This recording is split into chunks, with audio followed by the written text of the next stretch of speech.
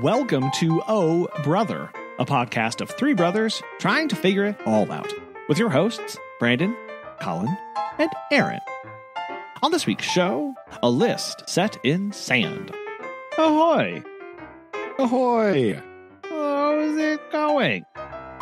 Well, it is going, in fact.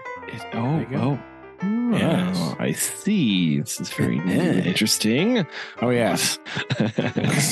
I don't understand. Mysterious. I'm trying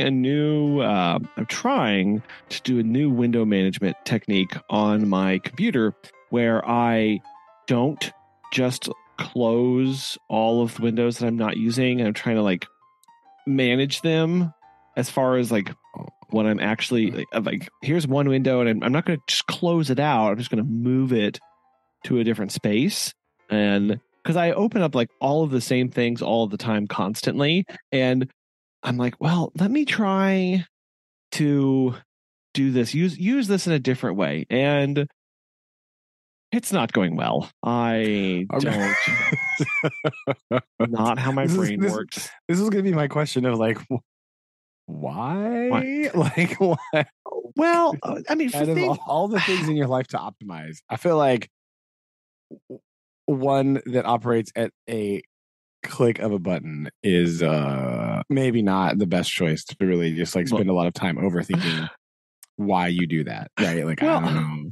Because, modern computers are so powerful that it's it feels a bit of a waste to only ever have one window open at a time and then just close or minimize or remove everything. And then we have to go find them. So I was like, well, they make window management tools and there's philosophies around that. So maybe there? Well, okay. You don't know. Okay. Philosophies. This is like when I was talking to one person I was training, and I said, how my daughter is in volleyball, and last I played volleyball was in middle school. Really? So I can tell her the theory of volleyball. Yeah. And they looked at me and they were like, "What?" And I was like, I don't know how. I said, theoretically, I can play volleyball, but I can't play volleyball, if you understand what I'm saying. Also, I mean, here's the weird thing about volleyball, right? Volleyball has secretly been undergo massive changes throughout the years, right? It is the only sport that I know of at the high school level that has undergone draft rule changes. Really? Right? You played at different points, right? You used to play 21, boom, done, right? Oh, and then for a while it was something else, and now it's 25. You play best of 3, or you play best of 5, and you do so maybe not massive, right? But even at the high school level, the introduction of the libero position, right? That was not a thing, years ago. Mm-hmm. You know what I mean? So it's a very weird this thing where it's it is a very different game, actually. The rules that you played under in middle school PE are not the same rules that are currently being played in volleyball across the land. Yeah, I won't. Yeah, the whole when to, and they also do different things. When we played the tournaments, when you do tournaments, you don't play to the same number of points as you do when you're not playing a tournament, which is just a standalone game. This was also very confusing to me, because I wasn't ready for that. So yeah, I think there are peripheral things out there and procedural aspects of it, but I know theoretically what it means to hit the ball and how to do that well and where the strength should come. I can talk about that. I can't do any of it. So Yeah. that's I mean, you do still have to volley the ball. There's that. Yep. So just like that, there are thoughts on how to do windows. Do you just have one at a time? Do you try and hide them and minimize them? Do you shuffle them around? Some people will use a window and it'll be each window is like a piece of paper on a desk. So all you do is just like place them on top of one another. And then you can, there are apps or shortcuts where you can break them apart, find the one that you need, click back into it, and then like basically shuffle through windows like you would with paper. Like that is a method. Or the other one is like I need 7 windows open, so I'm gonna put them. I want to see all of them at the same time, kind of like a dashboard almost, and so I'm gonna size them appropriately to fit them all on my screen. Oh no! Ew, gross! Why would you do that? That's I tried to do that one for a little while. Like I'm gonna have so on my computer I can have I can message do texts and stuff from my computer. So I was like I'm gonna have that app. I'm going to have that open all the time. It's going to be always on the leftmost corner of the screen. Like that's message central. And then I'm going to have, my email in one place. No, it's just, I'm too spastic for this. Yeah. Because also like while I talk, because I have to fidget with something, I'll like click on a window and then like drag it around while I'm talking, and like it. So it's really counterproductive to the whole point of having windows on the screen. Like static of like, no, you stay there. Yeah. Because by the time I end a conversation, everything's already been rearranged anyway, which is just like I am with my desk. As I fidget with a pencil, I flip papers around, as Megan will say when she's noted of when I'm anxious or when I'm processing something, I'll like, especially in our kitchen, I will grab I'll grab the mail and I will walk down towards the end of our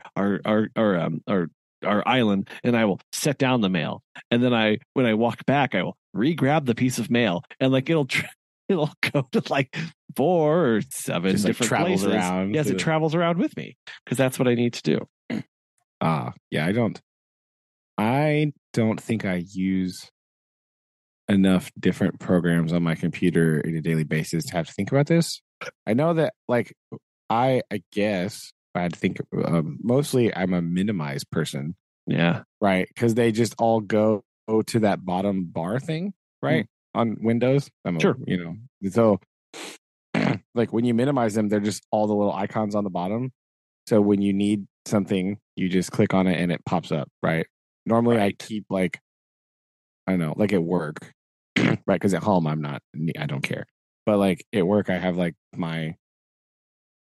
but most of my things are web based, I guess. So I just have like a web browser open, like a PowerPoint thing open. I use a Microsoft Word. I just have a blank document open all the time so that I can write things on it. Or sometimes I need to write directions on the board. I just type it on there and just flick it over to my other screen, which is my board, right? And so I keep that up there.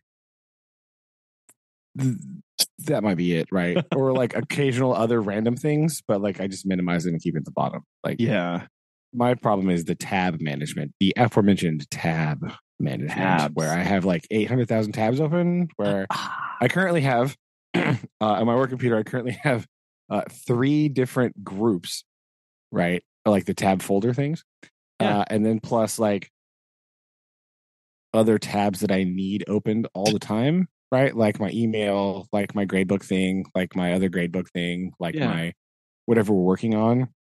So my only system I have for this is so like if we think about tabs moving chronologically across the top of the screen, right? All of the most important, most frequent used ones are on the left-hand side. And then like as the further right you go, the more extraneous the tabs become, right? Like, sure.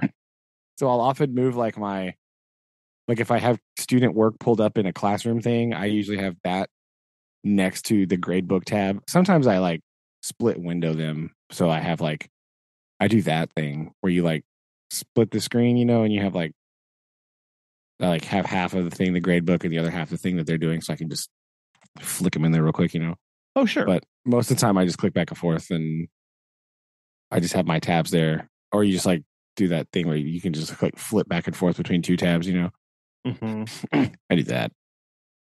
That's about it. That's my big important management system. Most important tabs go all the way to the left, which is where the email tab is. right? That's like the home tab. Like the email tab is all the way to the left. Sure. And then just sort of as we move further right, they become just like varied and random, right? It's like email, gradebook, other grade thing, Google Classroom moves into nebulous territory. Like like assignments that I'm working on, the things I'm making, like I have those group tabs together. No, so I'm like, oh, I need to work. I'm going to work on this. Boom, and then it like blows out my tabs to like 1 billion. Yeah, and if I'm not careful, I will. I do try and do like the work groups as well. Like, okay, this window is what I'm doing here. With like all of my tabs. Like uh, I'll be doing a show prep or doing some research for a blog or something, and like that window will be my research window. Yeah. But if I'm not careful, I'll get too click happy and I'll close out a window, and then I'll be like, oh, that had like 9 tabs open because I was, oh no. Yeah, and then I kind of lose it, and that doesn't go very well. It's hard to get them back, right? You got to dig through your like history. You're like, I had this one and this. Oh, I know it's lost everywhere. So yeah, I don't worry about that. I just have my tab management. It's a problem because I don't use enough different programs because I think about a window as being like program based, right? Like right now on my computer, I have the email and the Zoom thing. Yeah. Those are doing 2 different jobs, right? And so I think about Windows as things doing different jobs. Like I would not have multiple windows for multiple web-based research or writing things. Oh, interesting. Okay. I would not do that. I would just it would just be in the web, and I would group the tabs together. Okay, so you group you have one like Chrome window open, but then in there's like 40 tabs, but all the ones that are related to another are just in proximity to one another. Yeah. Okay. I would not open multiple Chrome windows for different jobs. Because then cycling between them becomes like really annoying because they stack on top of each other. Mm-hmm. On Windows, at least, they like stack. And so moving between them is not efficient. Sure. For me. And I want them to be full screen all the time. I don't want to have like half a screen thing because that makes reading or typing obnoxious for me personally. So I'd rather just like cycle through and open different tabs. I think that's what I would rather do. Unless I am doing a thing where I am doing some data entry where I'm going from one document to another, then I will bring up both windows. Like if they're both web-based, then I will open 2 windows so that I can just look at both of them simultaneously. Yeah. But usually I'm not doing enough things where I need to look at multiple things at once to warrant multiple windows. Okay. Yeah. Very rarely. If I do, I just take that web tab and I bring it, he like pull it out and separate it, into its own thing. You can like separate into a different window. Yeah. I'll do that sometimes and then overlay them. But yeah, that's not a common occurrence. Yeah, see this is why I have to try and think about this because I feel like I feel like I could be better at this instead of just what I'm doing, but also that I'm like how maybe I just keep doing what I'm doing because it's not. I know. It also, I think for me too, part of the reason that it's more efficient for me doing it this way is because I'm doing this on a desktop PC where I'm doing everything with like a mouse. Right. Yeah. So it's like way faster. Just be like done. Like I can like flick through like many things very quickly with the mouse. Right. Where sometimes like the mouse pad on a laptop or whatever is more annoying to do that because it's hard. It doesn't read the inputs right sometimes, or you can like swipe around, but that like, you might swipe too far. Right. With the mouse, I can just go and then click everything that I need really quickly. Which brings me to another point. This is a side tangent about optimization of this kind of thing. Our new gradebook thing, right? This bane of my existence. Okay. I don't. The engineers who design grade books, listen up. Here's what I don't need in my life.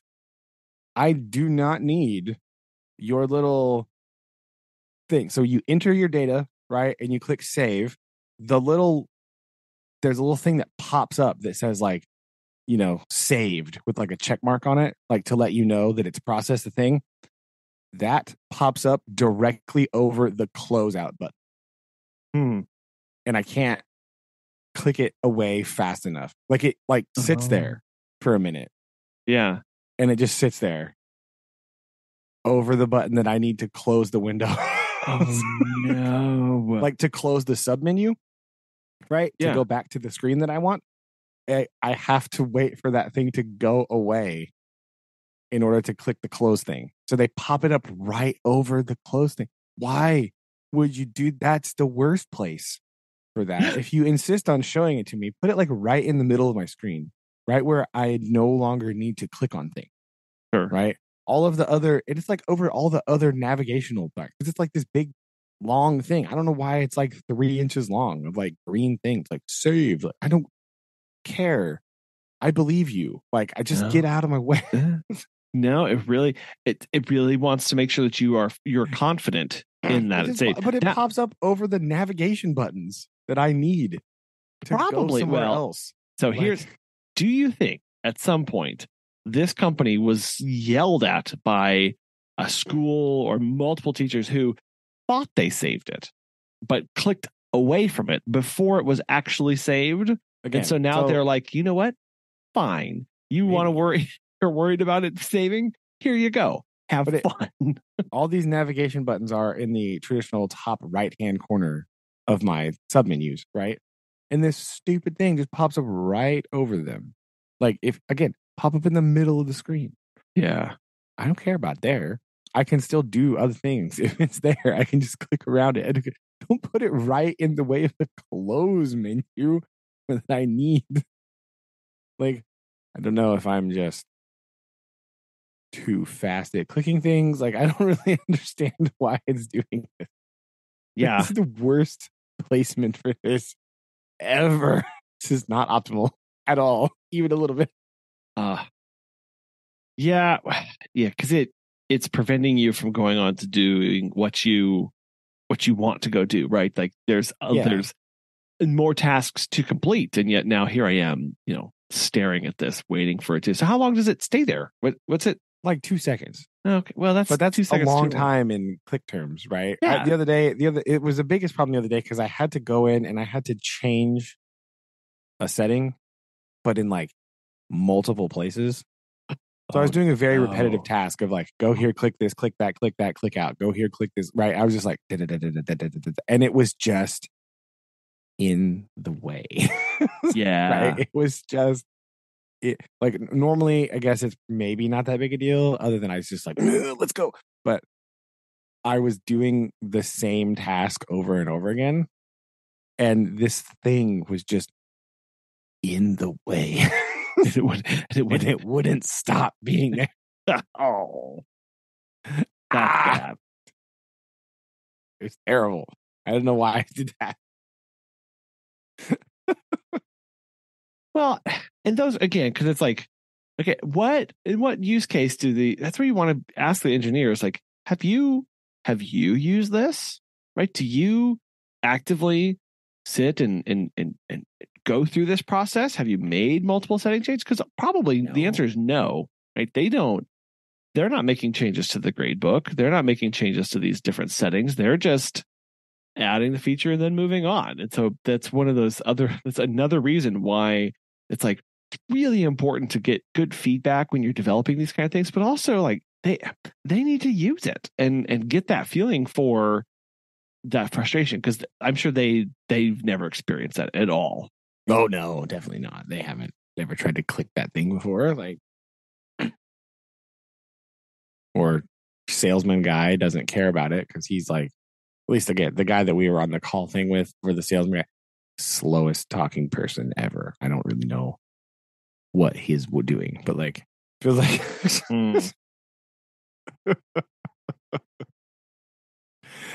So Yes, that's my other great painful. Consternation for working currently. The buttons can't click fast enough. It's just like,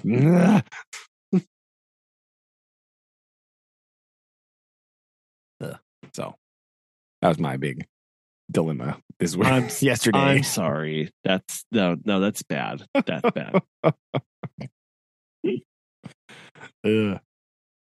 My other big dilemma is apparently I just don't get to teach this week, right? It's like super annoying because yesterday I had to go sit in a big long meeting about gradebook changes, a whole bunch of shenanigans, right? Like that. Like it's ridiculous. And then today we went to the maze. Maze accomplished. Right? Yes. And then tomorrow we have some sort of like dentist assembly. What? Why? I don't know why. I don't know what it is. Dentist assembly? Yeah, it's like a presentation about the oral hygiene. Give me a video. I'll show it at the end of the day, right? I don't need to go to an assembly about oral hygiene. Right? No, assemblies assemblies are so much wasted time because you have to walk there, right? And then walk back. And walk there. You have to settle down, right? Then you have to be dismissed. And it's like, that's...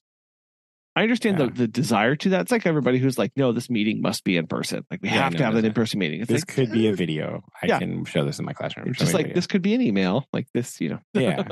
I just feel like everybody that tells me like, oh, it doesn't take that much time forgets that we have to walk places. Like I can't just apparate into where this meeting is supposed to happen. Right? Like I can't just apparate with all of the entire 6th grade to where we're going, right? This is a process that takes a little bit of time. Yeah, because it's not just you getting there, right? It's not just me. If it was just me, I'd be there in like 5 seconds. But like, there's more than just me. Right? We have lollygagging children who are being ridiculous all the time and not following directions. So surely it takes a while. Yeah, I know. Surprise. Surprise. So that's just a really odd thing. There's like 3 days in a row. It was like, why? Well, I mean, that's nice because again, you didn't have anything interested in, or it wasn't anything interesting in teaching. So yeah, because we don't have any teaching to do, right? Like, I just the same people that are telling me to like make sure I'm using all of my time and valuing my instruction time are the same people being like, actually, you're gonna do all this stuff. Yeah. Let me tell you.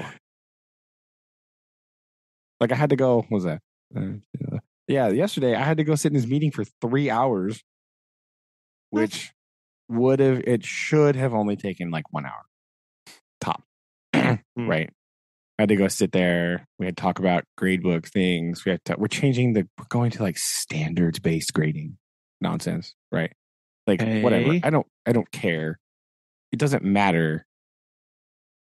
My salty opinion of this is like, if I measure a distance in inches or centimeters, it's the same distance, right? Your number is different. Your value is different. It's the exact same length. Right. So if you have an A or you have a 3, whatever, like it doesn't matter. Right? Like it doesn't matter to me. Like this doesn't tell me any new information about the child, right? This is one of those things where they're like, well, parents will get more information. Like parents could have information if they just asked me. But they don't. So I don't know which parents are clamoring for this information, but none of the ones that I speak with, right? Like I don't know. They've never been like, oh, I do, whatever. I don't know. I'm not a parent. I don't understand this. I don't care. I'm not a teacher to speak to parents. I don't. Controversial hot take number 7 for today, I guess. I don't know, but I don't care. Like this doesn't help me at all. No, it just right? it just makes it more confusing, right? Because the problem, I understand there are good initiatives and things behind this, but the problem is that the letters, like they're kind of inculcated into the entirety of the culture. And and people know what they mean. Like they do. Like there is some understanding of A's and F's. I think the problem comes in how did we derive that letter, right? Where did that come? What's that based on? Like that, I'm sure that could be worked on. But just erasing the letters and going, now you have, fluffy white ponies, and you have fluffy ponies, and you have like okay, whoa, like again, like you're saying, we're all talking about the same thing. It's all based on the same stuff. We just kind of crossed out the A and put a 3 next to it. Ta-da! I mean, that's really what it is, right? Yes. It's really what it sounds like. And I don't, I'm not an expert on this. I've read about it a little bit. I've, had to talk about it in college and stuff, but like, I don't care. But it's like more steps to get the same answer, right? Yeah. Like right now, I can point to you every kid in my classroom that is struggling to understand the content, right? Mm-hmm. Every single one of them. It's not like a mystery, right? Like it's not a case of, I don't know what they think that we're doing, but like they're like, well, you have those some kids that like get A's, but they just don't understand what's happening. Like, what? Like, no, that's not. So maybe here, in like third. Again, they're thinking like third graders, right? That's what they're thinking about. They're thinking about like third graders. That's not how it works in sixth grade, right? Like if you don't understand it, I can tell. No, right? But like, all of your written responses scream at me. I have no idea what's happening. So I'm going to say this. They are reacting. Okay, like this is where teacher responsibility is really important. Like, are they reacting to the fact that the students don't get it and they're still being passed along? Right? Are they coming back and going, wow, we've got high schoolers or we've got people going into college who don't understand this?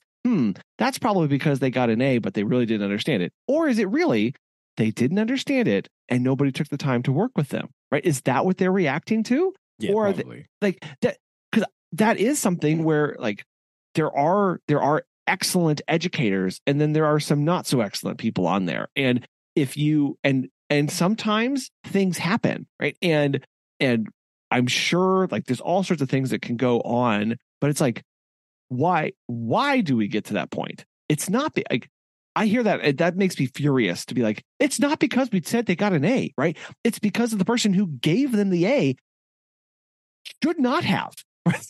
Yeah, that's right? not my fault. Like yes. Again, I'm being punished for things that I didn't do, right? Like that's what it feels. Again, that's an irrational statement. I'm aware of this, right? Because I'm not actually being punished. I'm not actually I know this. It can feel like that to me. Yes. Which is why I get so salty about it. Like I'm already doing all of these things you're talking about. And then you're coming in here being like, you need to change your practices. Like, again, when you speak in blanket statements to large groups of people and you're like, well, you need to change this and you need to make sure you're doing this. And I'm sitting there going, yep, do it. Got it. Did that. Blah, blah, blah. Like, you're like, like, what are you talking about? Yeah. Like, you're talking about one person, but then you're addressing a whole room full of people, making everybody think that they're that one person and they're not. Right. Yeah. And that's just not good managerial practice. Right. No. And I don't. and here's the big kicker, right? I'm not ready for this. Hold on, let me sit down. Okay. Yeah, go. So this is like our department's like an elementary school thing, right? But they're worried about it, like you said, are they worried about it later on in high school? Are they, because that now we're for credits, so now we have to have actual knowledge, we have to do things, blah blah. Like, I know for a 100% fact that there are kids in not just my school, but other schools across the country who are getting A's because they play a sport. That is the only reason, right? And so you cannot come at me and tell me that I need to change my practices and I need to do my job better and I need to be a better monitor of student growth when you are going to dole out grades so that children can play a sport that makes their parents happy. No. Get out. Yeah. That's disgusting. That is the most disgusting nonsense I've ever heard. I hate it so much. But then like we're like, you can't listen in one breath say like, oh, we need to be more responsible and take more responsibility and make sure students are learning. And then on the other hand, have people giving out grades willy-nilly to people so they can play basketball. Hmm. Gross. There is, I mean, this is where I go, like again, to what are we reacting here? Because it's known thing that like grade inflation is very real. Like it's a real phenomenon. It happens for very many reasons. And going like, are people reacting to grade inflation? Like again, for the number of athletes that do get excellent scores because so they can maintain good standing, so they can continue to play sports. Like that is an act of grade inflation, and that impacts the entire school. And so going, oh gosh, but they don't actually know it. So in order to do that, let's just get rid of grades. And you're like, wait a minute. Is that going to help them know it better? No. Okay. Well, are you still going to give out? Allegedly. Are you still going to give out threes because they're on the football and it's homecoming because they need three? Are you still going to do that? Because if that practice doesn't change, guess what's going to happen? Nothing. Like nothing's going to change. Nothing. Right. That's the other secret ingredient here is like that. Yeah. People don't discuss or talk about like technically this is not ethical and I don't do this. Right. Disclaimer. I do not do this. Right. There you go. But technically I can just give you whatever grade I want. Yeah. Right. Yeah. Like I can just do it. I can just put it in there and it's, you know what, like people do that, right? Like again, I do not do this, right? That's not how this works. But you could just wing whatever you want to in there, right? It doesn't matter. Like you don't have to be honest. I can be like, oh, here I graded this kid's paper. He missed 5 out of 10. I'm going to put in 8. Yep. Right. There's nothing stopping you from doing that other than it's gross, right? And it's not equitable, you know. So morally, there's many things wrong with this, but like, you know, they're just like, yeah, you just do whatever. So like the fact that this is happening and the fact that there's really nothing stopping it from continuing to happen, right? Like, yes, blah, blah. You have to make a rubric to fully define all of your standards. And it needs to be blah, blah, blah. Like, I don't care, right? Well, you could do what my college professor did and my stats professor did, where he just fit every test. He just fit to a normal distribution. It's all he was like. Well, he's like, well, you know, so if you got like an 80 and that was the high score, well, that becomes 100%, and everything just gets fit to the normal bell curve after beyond that, and you're like, oh, wow, I don't like that. But yeah, no, it's terrible. It's terrible because you're just competing against everybody. Yeah, that's how it works, right? You could do, but that. You know, like you're saying, like you could do that if you were heartless. Anyway, he's a fine person, I'm sure, but yeah. But like, again, there's no measuring. There's just like a different measuring stick. It doesn't matter, right? I know some parents like, oh, I'd like to know what my kid's learning. Like, ask them. Right. I know the standard middle school response for what'd you do today? Oh, no, nothing. Right. Nothing. Yeah. Maybe ask that question again. Right. Like, I don't know. This is not my problem that you can't communicate with your child. I don't know. This, like, again, this is me being salty here, but like, I don't know. And I know also the other thing that makes me grumpy about this is I know that some of this, the only parents currently that are asking about what their kids are learning in school is to make sure that their kids aren't learning certain things in school, right?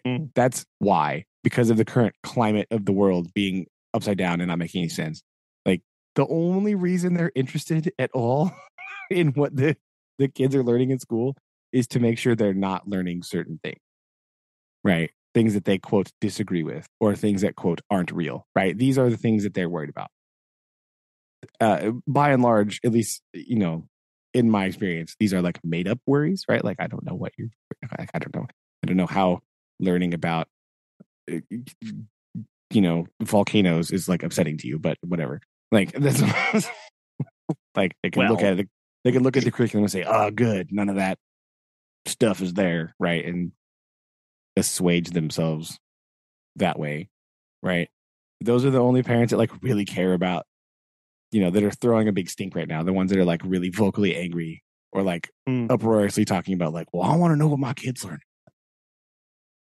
You want to know about phonemic awareness? Is that what you're interested in? Do you want to know about you want to know about division of complex numbers? Do you want like no, that's not what it is. Right? Like that's not what it is.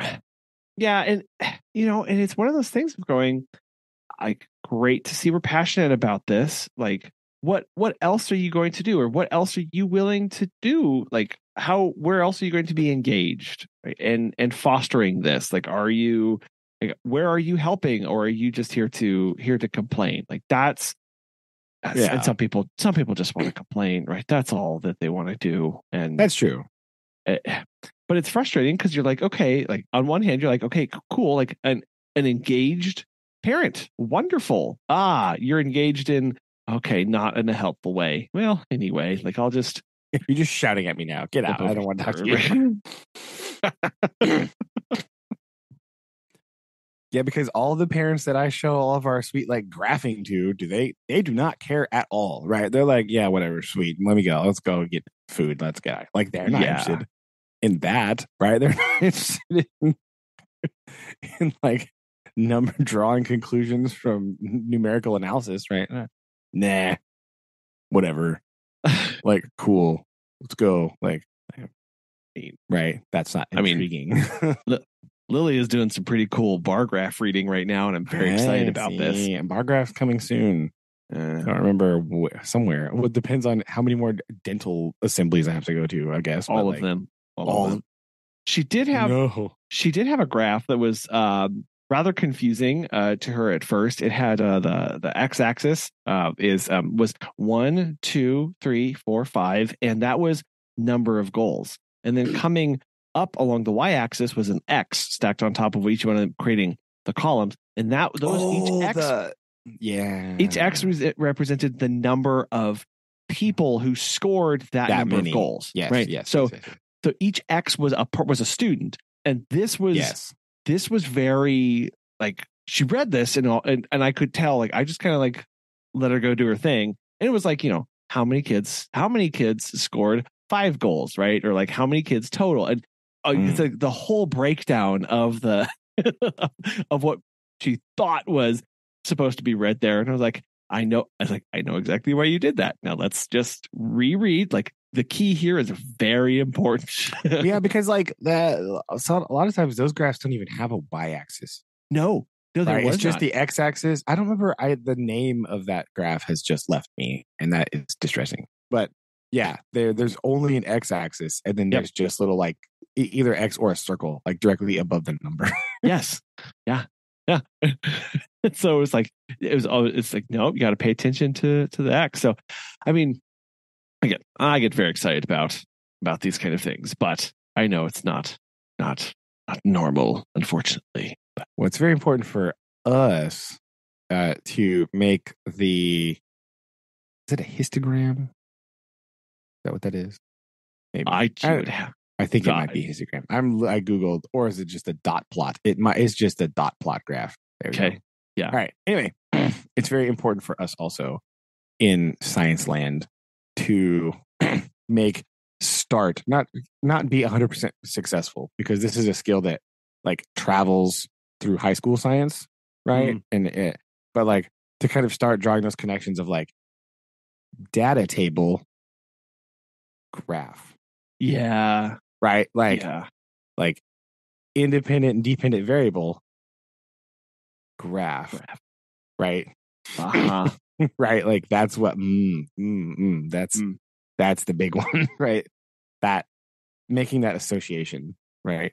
Mm-hmm. But luckily, I tell them like, hey, there is a secret here. Okay, the scientists and mathematicians have left you a secret code about how to graph this, because this table is called an XY table. Yes. nailed it, right? Like, you're welcome. You'll never guess why. Yeah. You see this number in the X column? Yeah. Hold on, everybody. What Hold do you on. think We're going to go fast here. Yeah. Looky there. That the old math teacher always used to say, like, he would tell them, like, especially because in like 6th grade in math, we're only worried about like first coordinate graphs, right? No, we don't graph negative numbers yet. That's later. It's like algebra stuff. So he always used to tell them, like, to help them remember, like, you have to go in the building before you go up the elevator. Boom. I steal that, and I just still tell them that. Because that makes sense. X first, then Y. So you start graphing YX. Your graph looks all wonky, and you're like, but if you don't know what a graph should look like, you don't know that it's wrong. Right. Right? Like, if you don't have a lot of experience, like, looking at graphs. Right. Right? You can't look at that. You'll graph it 100% wrong and be like, yeah, got it. Right? Because you don't have any correlation between the values that you're seeing and what that picture should represent. Right? The graphical relationship. Yeah, there's no relation yet. So we're like building that relationship so that, like, you can, like, later on, you can, like, because now, like, you graph stuff after you've done it for a long time. And, like, if you're not paying attention, you graph it and you go, that's wrong. That doesn't go there. I know that's not how that's supposed to be. Right? That only comes from, like, doing it a bunch and, like, looking at a lot of graphs, right? Or, like, just reading graphs in general, right? You kind of understand the general shape and how they're supposed to be. Yeah. Right? So when you look at them in a different way, you go like, what is that? Oh, no. That's wrong. So we have to build that sort of foundational knowledge of, like, oh, yes, this is how it's supposed to look. Not like that. So the hardest part of that is, of course, labeling your axes. The bane of every graphologist. Yes. Very, very important. It's hard. They always want to just put all of the Y values as the numbers on the graph. Right? You're like, no, that's not how that works. The graph has to be spaced evenly. Yes. Yep. And then you graph the numbers. You can't just pick, you have to, like, skip count, right? You have, like, 1s or 2s or 5s or whatever, right? Those are the most common, but you could do 4 if you really wanted, I guess. But, like, you can't just, like, you can't make all your lines like 1, 7, 12. Like, that's not because the scale will determine the shape of what we're seeing, which will impact some of how we interpret the relationships between what's going on. Because we need the shape of the graph. Yeah. Not just a number. Because again, it's that I'm looking at the picture to be able to get information, right? Because you don't always get the data table. You get the graph. And so you have to be able to interpret the graph. Fun. Always fun.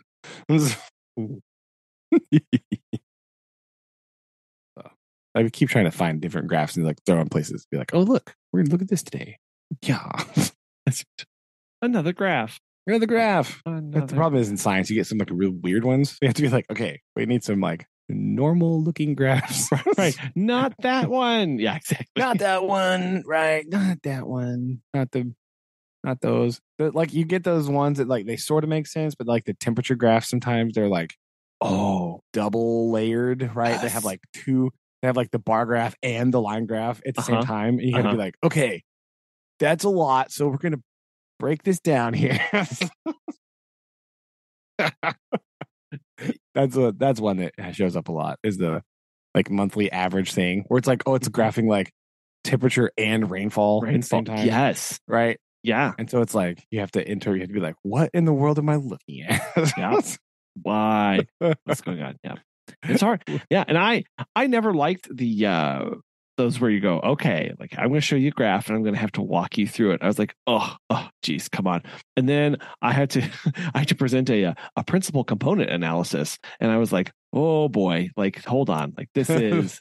Oh no, this is a beastly graph. I'm very sorry about this. Like this is not going to be fun. So yeah, I had to remember first time I was like, oh, that's right. I do have to explain this because nobody, barely even I, understand what's going on in this graph. So we're going to do our best. Yeah. And it's like a very like hyper specific graph. Yeah. Right. Like I think there's one somewhere that I have that is part of something, and it's like it's like a temperature and elevation over time thing, and it's like gosh. It's real. It's like a lot. It's a lot of stuff simultaneously. Or the ones that have science does this a lot, where it's like the graph actually looks like an H because like one x-axis is in like meters and then the other one is in feet, and it's like it's the same information, right? But it's just like on opposite sides of the graph, so you have to be like, wait, what? Like I don't. Right? They give you two different scales for some reason, right? And yeah, which I'll never understand. I don't know. But there's always like a meters and feet or like a kilometers and miles. But they're like, they can't put them like on a map. It would just be one line, and like half of the line, like one, like the left side would be like kilometers and the right side would be miles. And you just have the staggered scale thing, right? But in science, for some reason, you have to put them. You have two x-axes, like you have like an extra axis just over here, being like, I'm also here. Look at me. They do that with temperature too, right? They do like the Fahrenheit and Celsius thing, where like the left side is Celsius, but the right side is Fahrenheit. Like I don't. You could just. That's not necessary. Like not necessary. I don't. Too much information on my graph, right? It's really trying to make sure. Don't need that much graphical analysis. Okay, calm it down a little bit. Yeah, you don't need to do the conversion for me in a graph. Like that's not what I need. At this point. I really wanted it that badly, I could just type it into Google and it will convert it for me. Right? I could get close, like estimating, right? But like, I can just calculate it. It's fine.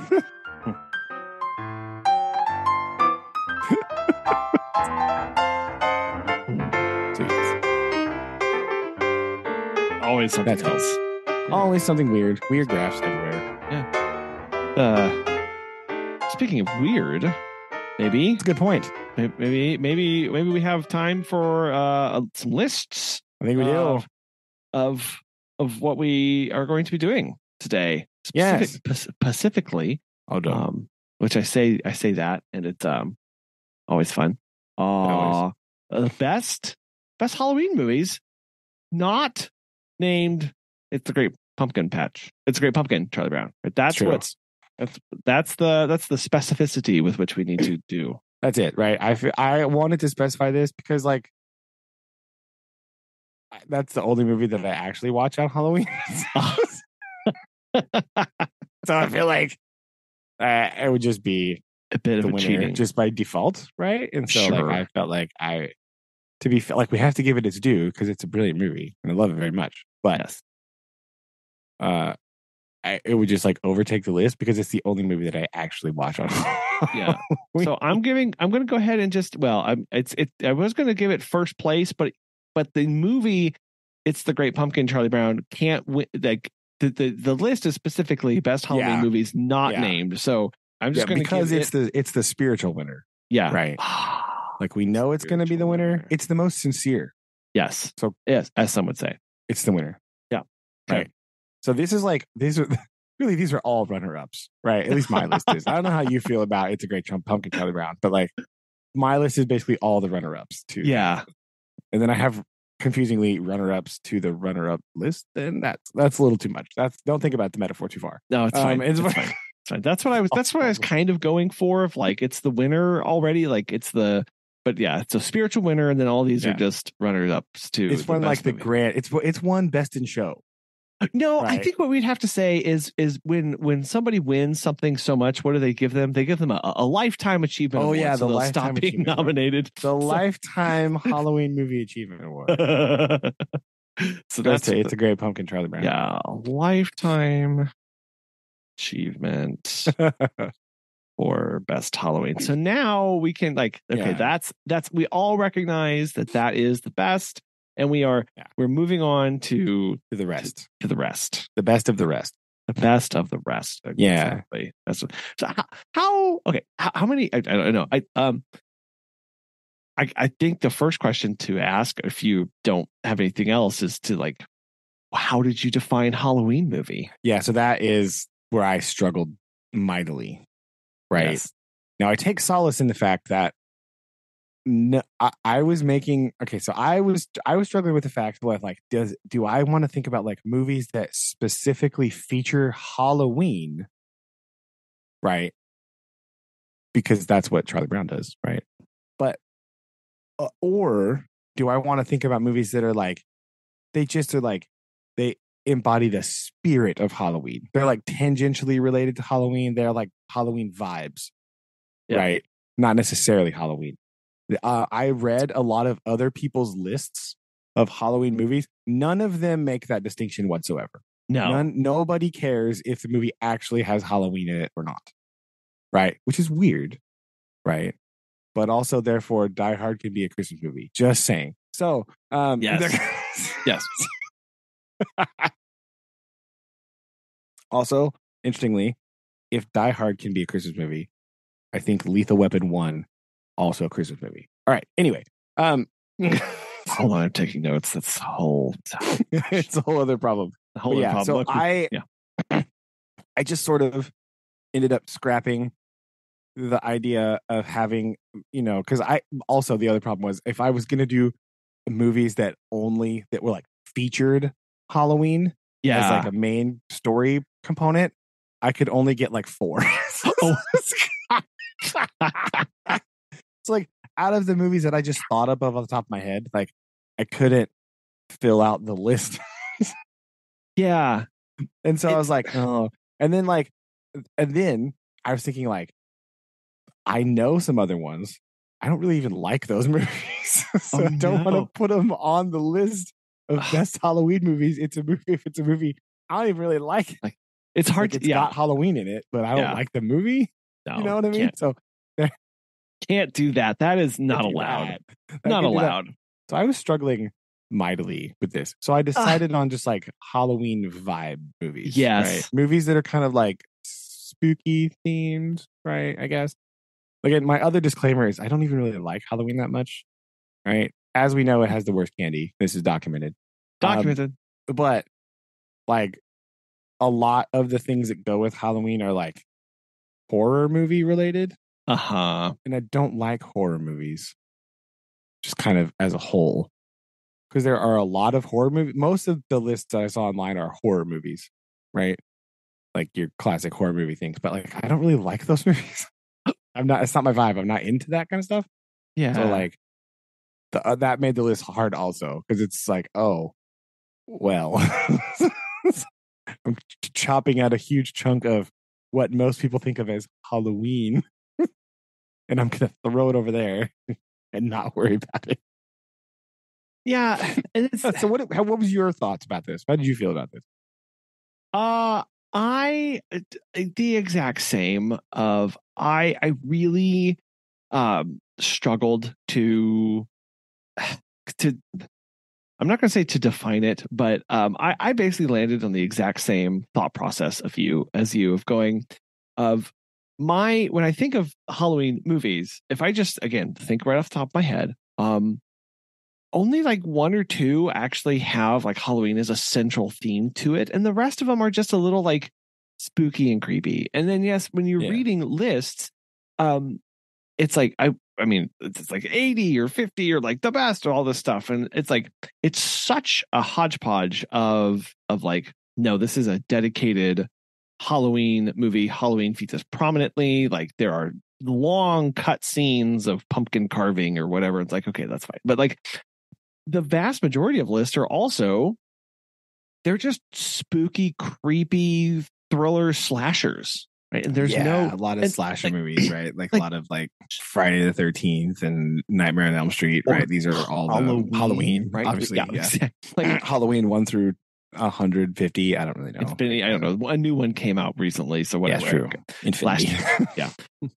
Was that last year? Anyway, but yes, that's not, I don't like that. And then it was like, okay, if it's not a slasher, they're like, oh, well, this one is like, like Exorcist or like this stuff. Like, I guess I'm getting ahead of myself of saying like none of the movies that I have mentioned are on my list, but like, mine either. So it's all right. We can, I don't like, those aren't, I don't think that's the Halloween. So yes, the spirit. And I think when we look back to, the, Great Pumpkin, Charlie Brown, like there's a spirit there of kind of fun, excitement, maybe a little bit of like, like kind mildly of thing. Spookiness. Yeah, right. Mildly spooky, but not like horror and slasher and like imminent terror and doom. I was like, that's not what I want to evoke. No Blair Witch Project here, ladies and gentlemen.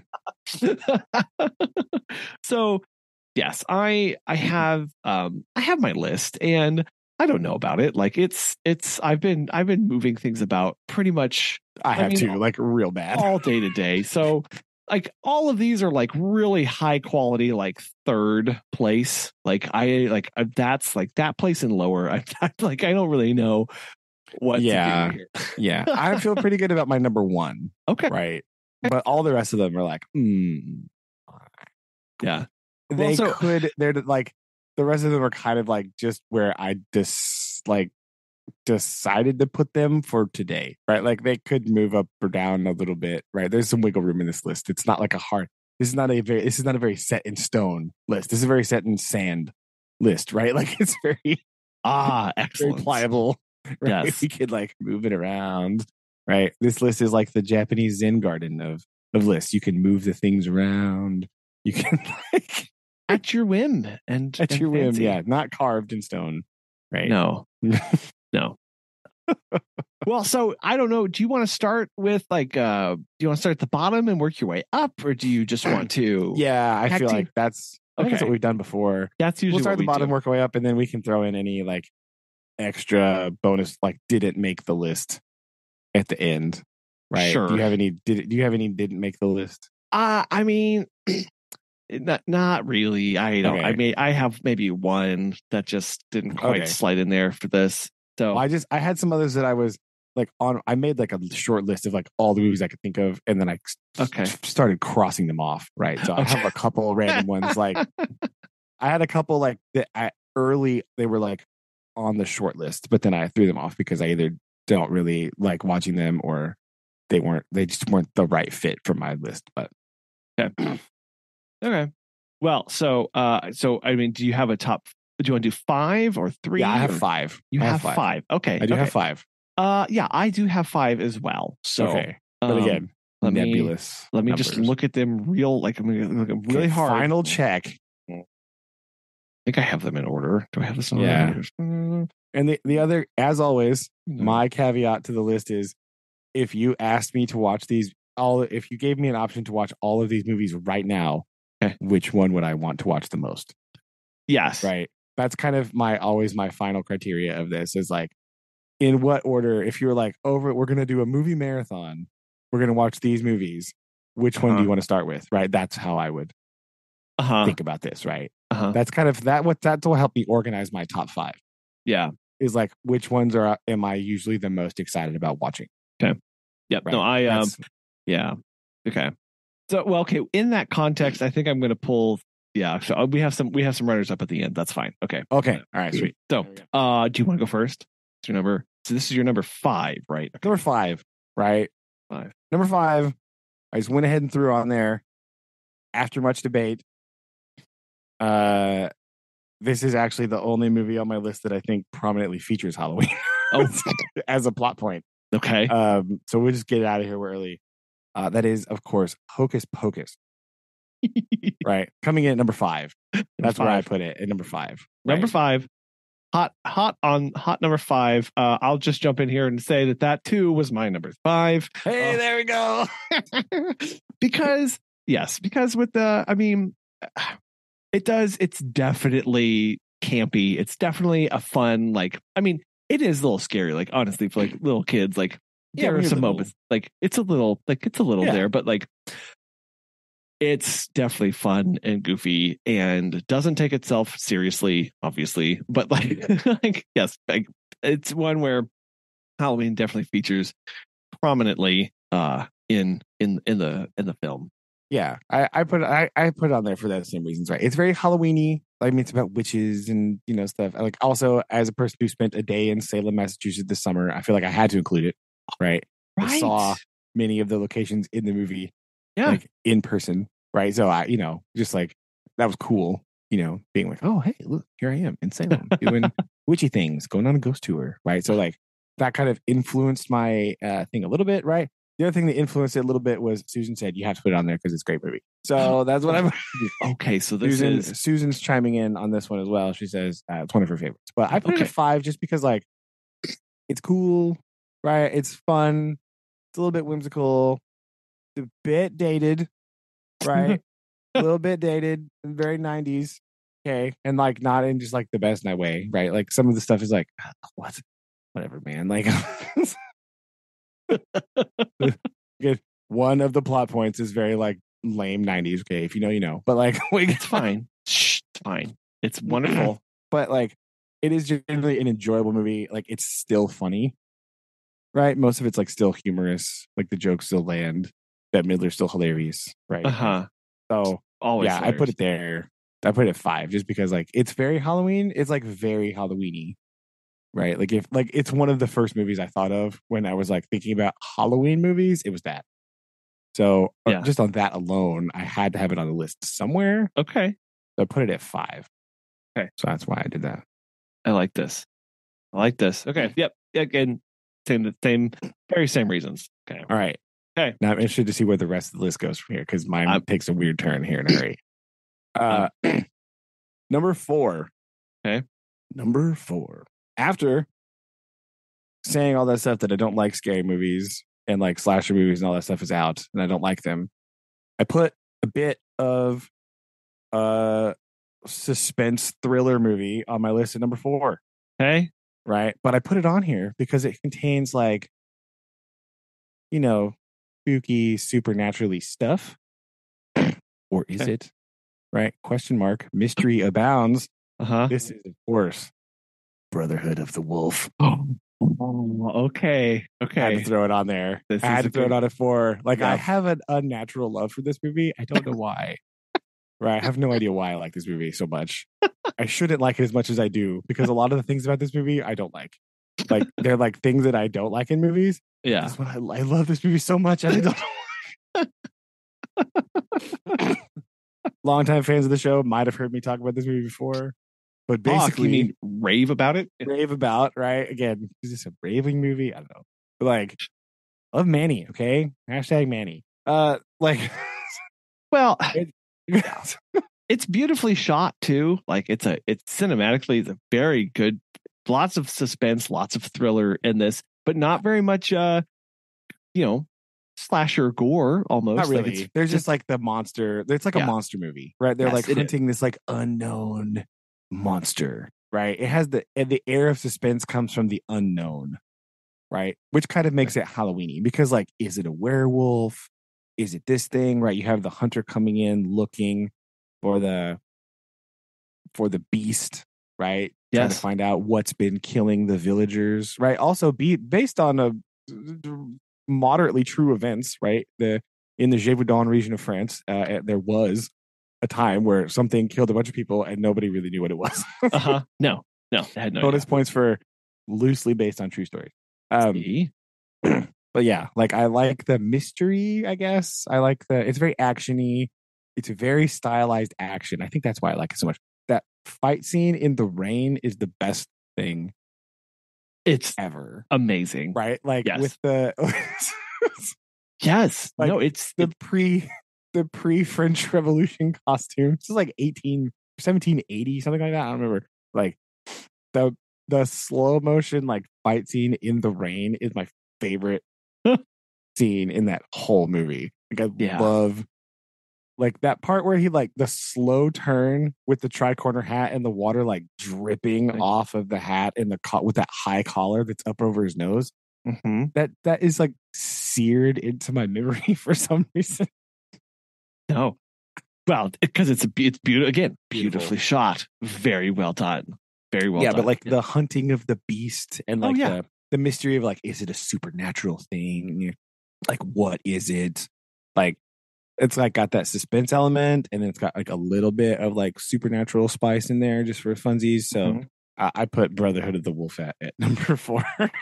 I will say once it gets into like the cultish stuff and things like that gets a little like the end is not strong. No, okay, but like the opening of that movie, good grief, right? Yes. Like the opening scene of that movie is so intense and like amazing. Like it's crazy. Yeah, the end, meh. Yeah, I think parts of like towards the end, it falls apart a little bit, but a lot of the stuff in the beginning is like really good. Yeah, I mean, the very end isn't bad, but like some of that stuff at the end is like 90% of the way into it, you really get, really get good. Yeah, I like it. But again, I also just like the stylized art style of that movie is great. It's a good one. And that's a movie that like in the fall, in like Halloween season, that's a movie I'm like, that's like when I watch that movie. Right? Like I was like, oh yeah, I'll watch that. Oh, well, I think so. Yes, good choice. Mine, my fourth, my number 4 also follows kind of a similar pattern of, is it supernatural? What's going on? Mystery in the town, trying to figure this out, but also this adds a little bit of extra twist in that trying to figure out, that werewolfy thing, like who is that, who is doing this, and some friend combatants. Of course, I'm not talking about werewolves. I'm talking about Wallace and Gromit's The Curse of the Were-Rabbit. Yes. where Wallace is switched into becoming a were-rabbit and eating all of the giant vegetables for the town's giant vegetable competition. Yes. Oh, I think it's just because I love Wallace and Gromit so much. Like I don't even know when I first started seeing their shows or the shorts and TV stuff, but like my goodness, I can't not laugh at it. It's such British humor, and it's like it's wonderful. I love every ounce of it. And this one of the were-rabbit, of course, again, it's a little it's just funny. Tongue-in-cheek there, tongue-in-cheek there. It's just because everything's just so zany, like the mind manipulation omatic machine that turns from liking vegetables to making them like vegetables, and how in the end Gromit saves Wallace's life by making him eat cheese, and that undoes the curse of the vegetable. Cheese is always the answer, right? Yes. That's what we've learned. If we've learned anything from Wallace and Gromit, cheese is the answer, right? That's what you do. Yeah. So it's funny, and it's a funny take on everything. So I love it a lot. That's great. I like it. Do you remember? I don't remember. We must have watched some of these movies like very early on, because do you remember when we attempted to make a stop motion animation film with the VCR? Not only do I remember this, I was thinking about this past weekend as I sat in the basement watching the kids, because we did it down on the ground. We set out the blue blanket, and we tried to make it of what was it, a boat and a fish, something like that. Yeah, we had clay. We had clay. Yeah, Play-Doh or something. I remember this very much. We figured out the timing on because we listeners, the setup here is very 1980s, early 90s, right? It was very rad. We had we had the old VCR in the basement, right? Yep. The old one. Like they got it, I don't know when they got this thing. It's like an early 80s, like the early 80s one. But it's like it had 2 parts. Okay. But you could plug in the video camera, you had to plug it into the VCR, because the video camera didn't hold the cassette. It was a full size video cassette. Uh-huh. Right. And so we had to record, like there was a cable running from the camera to the VCR, right? And it was a lot. We had to work out the recording timing because it was like longer than you thought it was because of the delay in the like spin up of the tape and stuff. Yep. I remember I mean in shooting that, I remember shooting that scene of this like stop motion animation and being like, this is amazing. We did it right there on the floor in front of where that green couch is right now. Right where the green. Yep. I was sitting on the floor playing Lego, thinking about making a stop motion animation film. Nice. Like, man, I wish, I don't know where that thing is, but that would be cool to dig out. Yeah, I don't know. It's probably around there somewhere. I don't know what it's on the end of some like random tape though. So like I don't know where it could be. Yeah. That's a lot of film that I don't want to sit through and watch. Tape. Yeah, that's true. Nice. So yes, number 4. So you're on to number 3. Number 3. All right. Number 3, bit of a contentious choice here, right? As with the rest of these. So what is Halloween, right? Again, lots of themes. Okay, so I kind of have a bit of a cop out on number 3. I am choosing Harry Potter, right? But specifically, like a two-way tie here. We have a tie between the Chamber of Secrets and the Prisoner of Azkaban. Those are the most Halloween-y ones. Yeah. Right? Yeah. Because like I couldn't decide, right? And I didn't want to have 2 spots on the list for Harry Potter movies. That seemed too much. So we say Harry Potter in general, but specifically Chamber, because it's like a monster movie, right? It's very similar to Brotherhood of the Wolf, but like light version, right? It's kind of the same movie, right?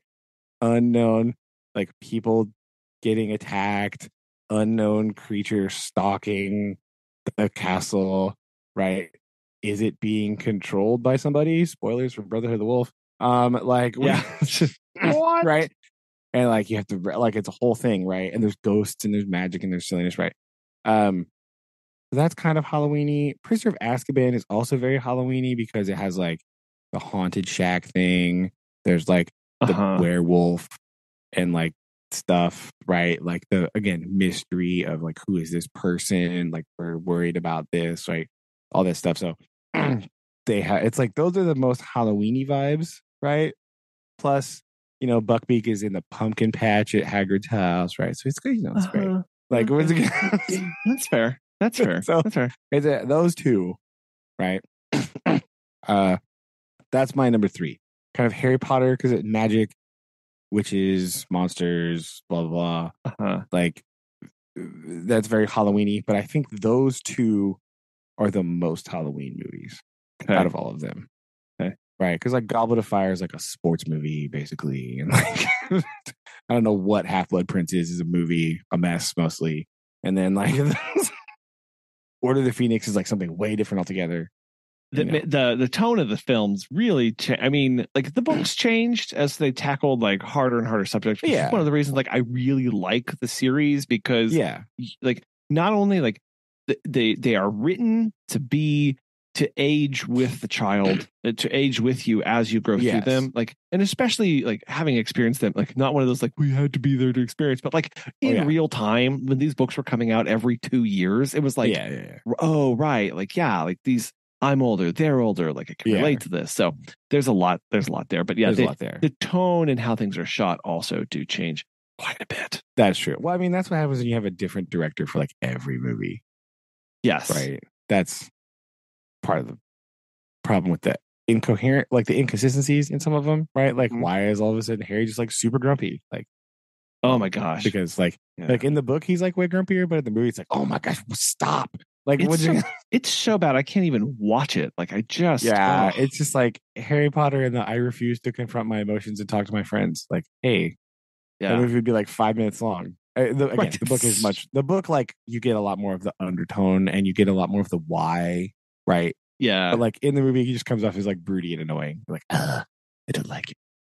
So that's also why the other ones don't make it to the list because they're annoying. But like I just feel like I like the whimsy of like the first 3 movies the most, right? Because after that, after Azkaban, things get like real serious. They start to get like really dark.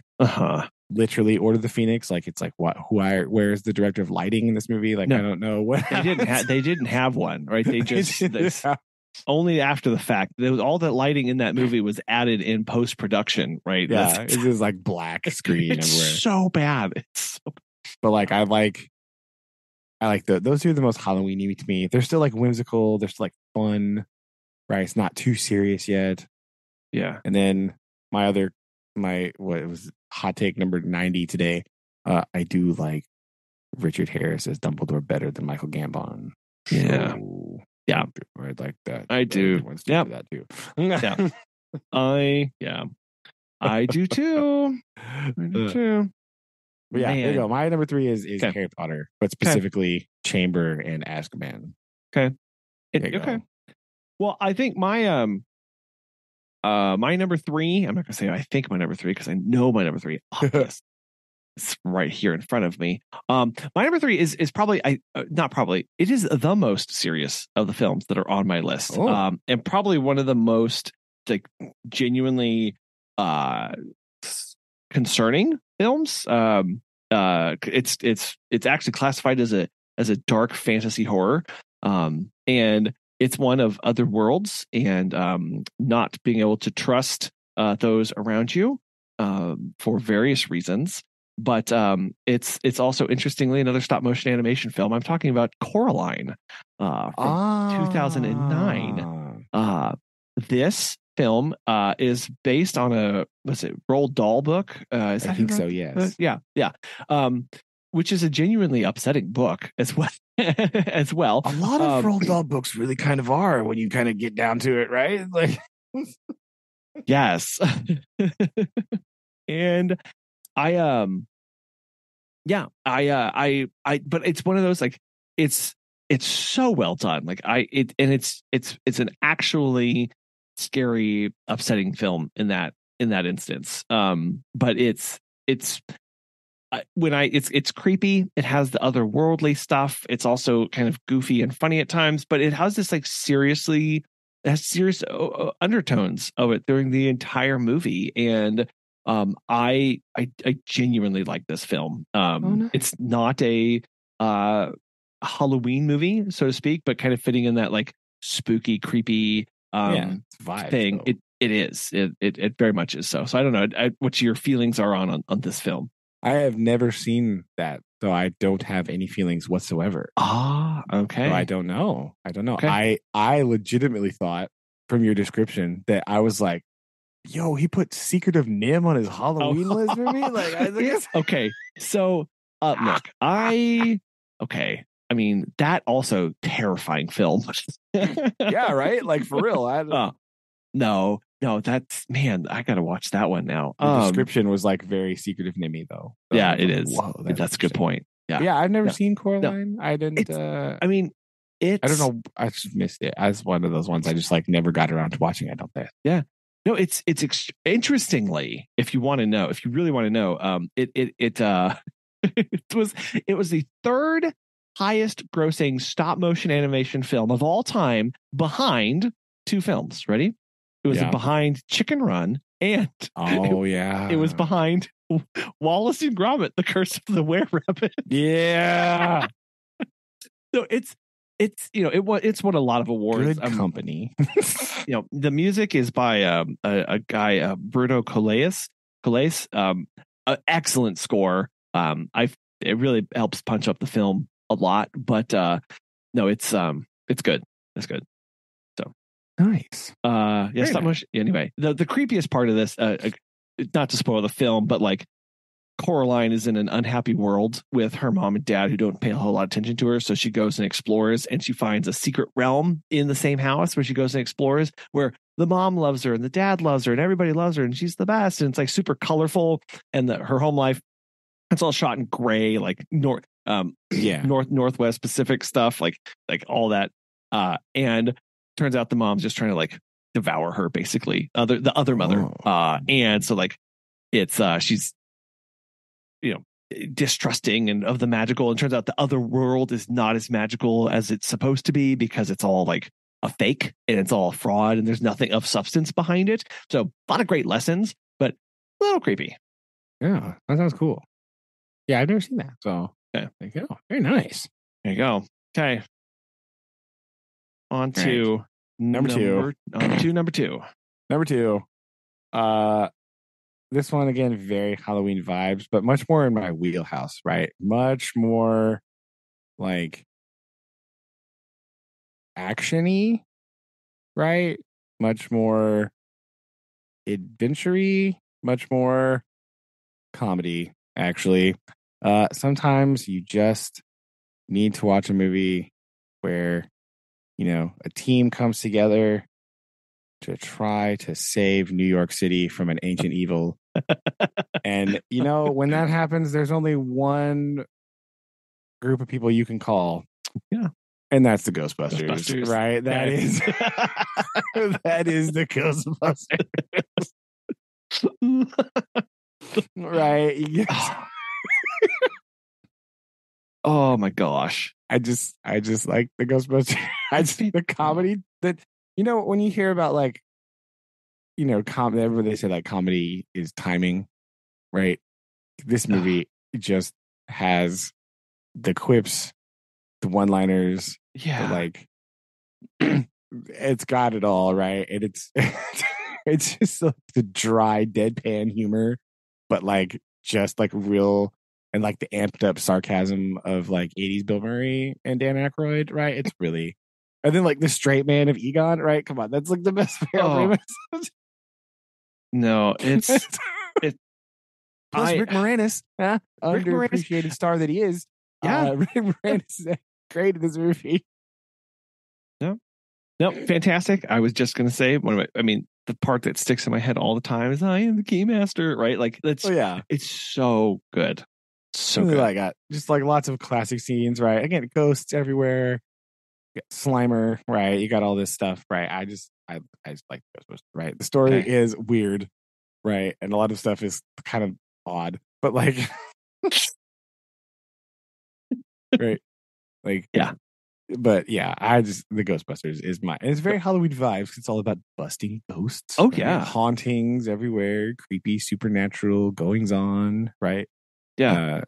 So, okay. Yeah, that's my number two. Number two. Okay. No, good, strong showing. I think my number two is equally strong. I mean, obviously, but mine is also kind of a ragtag team trying to prove a point to make a name for themselves, and is also filled with lots of action, some scary moments, a lot of comedy. However, I am of course referring to the 1974 classic Young Frankenstein. There we go. I like this movie a lot. Fond memories. I know Mom was a big fan of this movie, and so watching it, always good feelings, and just the hilarity of, being directed by Mel Brooks with Gene Wilder, involved too. Like the timing again of the jokes was impeccable. Yes, the movie is excellent. So excellent that it's actually my number one on my list. Okay.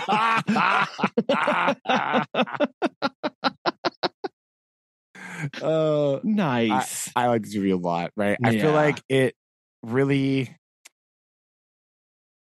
I don't know, like like I said, like if timing is important, this movie has just got it in spades, right? It doesn't help that it is just like the best spoof of a movie that has ever existed.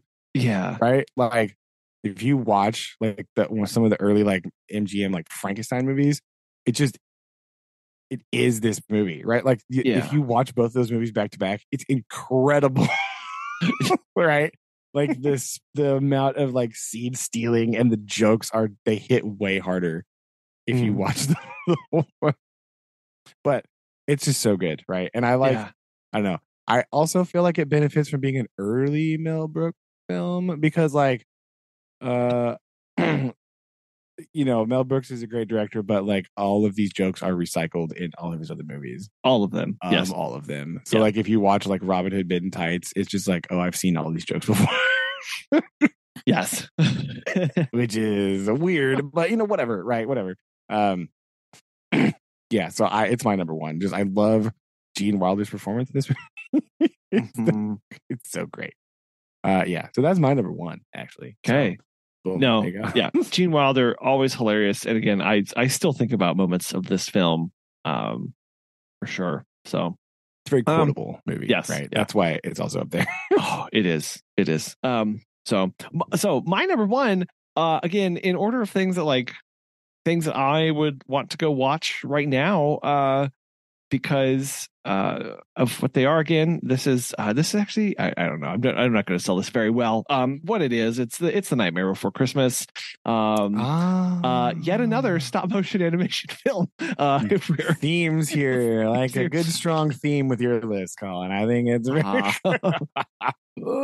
also another one highly influenced by Tim Burton. True. And directed by the amazing Henry Selick. Whenever he did, I forget who he was working for at this time, but Halloween, while not playing a major role, it all takes place in Halloween Town. True. And the spooky ghost fun elements. Also, I'm a sucker for a musical. There you go. And what's this? Where's the yes. I had was actually what kind of cue this up, and it's probably just because it was I've been primed, was mentally primed for this. I went to a client's home and like October 1st, they had a giant Jack Skellington by their door to their house, so it's been on my mind this entire month. Nice. So subtle, I know, right? Like imprinting. Exactly. So again, is it a Halloween film? Is it a Christmas movie? Who knows? The eternal question, right? Yes. The real philosophical debates of our time. I just know it's both. So that's that. Yeah. I mean, technically that means you can watch it from Halloween till Christmas, right? Exactly. So you just watch it all of the time. Just constantly. It's good. No, because there is the scene where he's in the woods and he does see the trees with the different ones on them. So yeah, like all the other holidays are there. In spirit, right? Spirit. Yes. So that's my number one. I do enjoy that, and the songs are stuck in my head. So that's to me that evokes the most like Halloweeny spooky season thing for me, basically. Nice. I like it. Yeah. So cool. So runners up. Yeah. So did not make the list, right? I'll just go through a couple of them here real quick. Okay. Like this again, they didn't make the list for many reasons. The first one that another movie that I thought about quite early on as being like very heavily like because Halloween is a important part of the movie was E.T. Right. Okay. But then I was like, that's when I was like, do I really even like E.T. though? Like, not really. Right. Like, it's fine. But like, as a kid, right? Like, I never was really into it. Right. I just wasn't really a big fan. Sure. So, like, it's very Halloween-y. It's very like supernatural, like alien-y, right? Obviously. But like, yeah. So I put that on there. That was on the short list eventually. The other two classic 90s movies that I was thinking about whenever I was brainstorming is, of course, The Addams Family. Right? Yeah. And, that's very Halloween vibes. And then Casper, right? The 1996 Casper movie. My brain did not even go to the movie. Wow. I didn't even. Yeah. Okay. Yeah. Because they have like a Halloween party. The end of that movie is like a Halloween party, right? Yeah. This whole thing. So. And I think we may have talked about this, but like I find Casper immeasurably annoying. Yeah, that's why I didn't put on my list too. Because like as a kid, it was fine, but like when you watch it more, the more you watch it, it's just kind of like, I don't really. It has some. This suffers from being a '90s movie that viewed through today's lens has problems. Yeah, right? Like the whole like "Can I keep you" thing. That's a little right. Okay. Yeah. As a 90s kid, though, obviously had an immeasurably huge crush on Christina Ricci. That's just, how it is. Mm-hmm. Just facts. But so those were on there. Other runner-up, the family favorite, Private Eyes, featuring Don Knotts and Tim Conway. That also on my runner-up list. So not gonna lie, yep, that was on my list for sure. Yeah, that, and also kind of in a similar vein, The Ghosted Mr. Chicken. Right, that was also on there. I mean, it's appropriate. It's appropriate. Yes. Right. It's vibes, right? It's Halloween vibes. And the last movie that I thought of, right? And then again, gonna get some heat for this, being a 90s kid, right? But like a kid that grew up in the 90s, right? Like the other movie that like I thought of immediately, but did not put on my list because like no, right? It's a movie about very heavily Halloween influenced. But like it's just so weird. You know what I mean? That would of course be Ernest Scared Stupid. That would be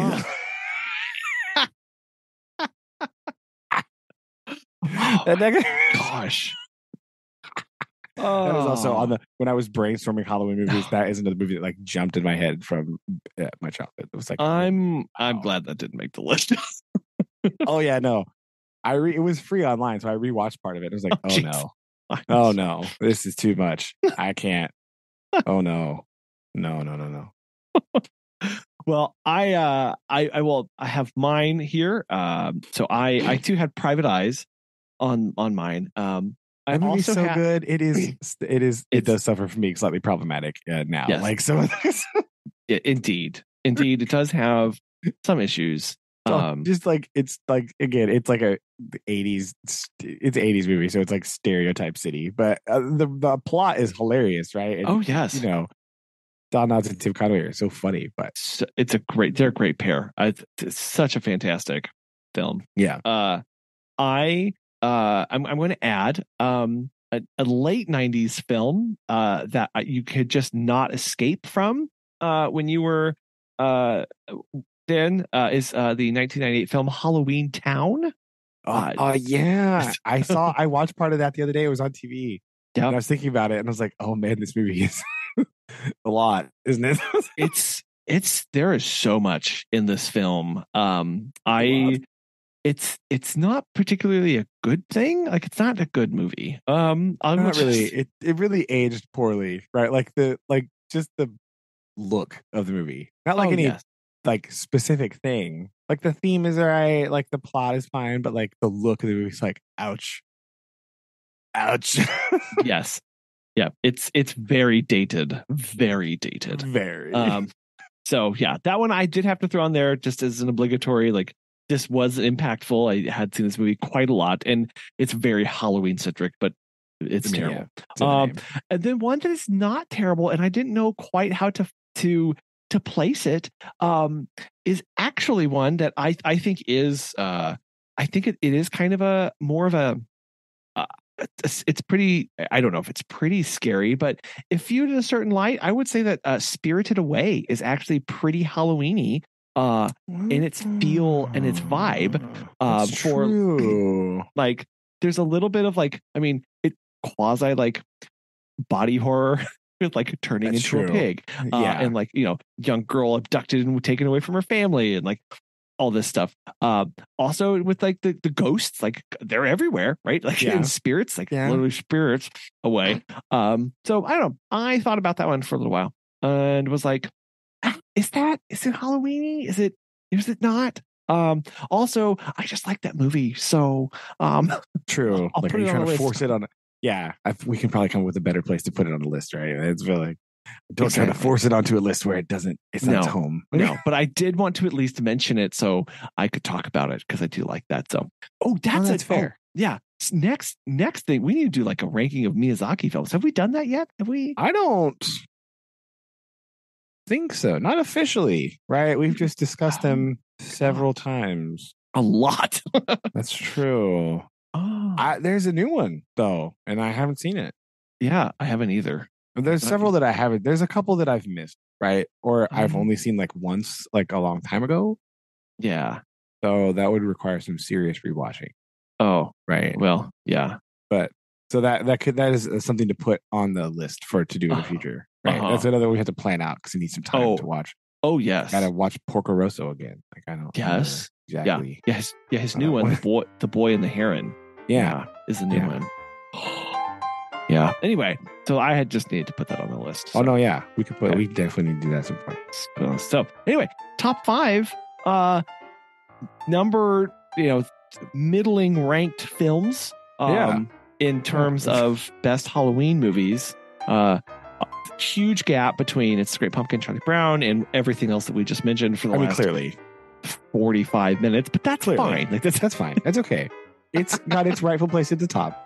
And then you can also watch all these other ones because It's a Great Pumpkin, Charlie Brown is only like 30 minutes long. So there's a lot of time to eat. A lot of time to watch other things. Oh, okay. Well, these are good. I need to go put these on my watch list and track these down. And also, I guess maybe Secret of Nim. Is it a Halloween movie? Who knows? It was mentioned. So, it is creepy as heck. So, like, creepy as all get out. What the heck? Oh, my owls, gosh. Get out of here with the owl. No, it's not. That movie's not okay. Like, no, it isn't. Still, like, people wonder where I'm. It's like, why am I against, like, laboratory testing and like environment? It's like, let me tell you a story. Why. I will tell you. Let me tell you a secret. Yeah. Oh, the eyes. That movie did a great job. No, not the eyes. Eyes were terrible. Never wanted that. And then just like the terrible destruction of the home and like it just. Oh yeah. Oh gosh. Yeah, it's very terrifying. It's not a good movie. It's a great movie. It's a good movie, but like it's Crispy and the Rat. Yeah. Okay. Well, yeah, science fiction, fantasy, and horror film. And horror film. What are you talking about? Okay. Let's see. Anyway, lots of. Okay, I'm squirreling. Yes. Well, we've done a thing. I like all this list very much. I'm very happy with it. So, mission accomplished. Yeah. Okay. And I think I'm going to try and watch something as I fall asleep. All right. There we go. Very good. Very good. Love you. Love you too. Bye. Bye.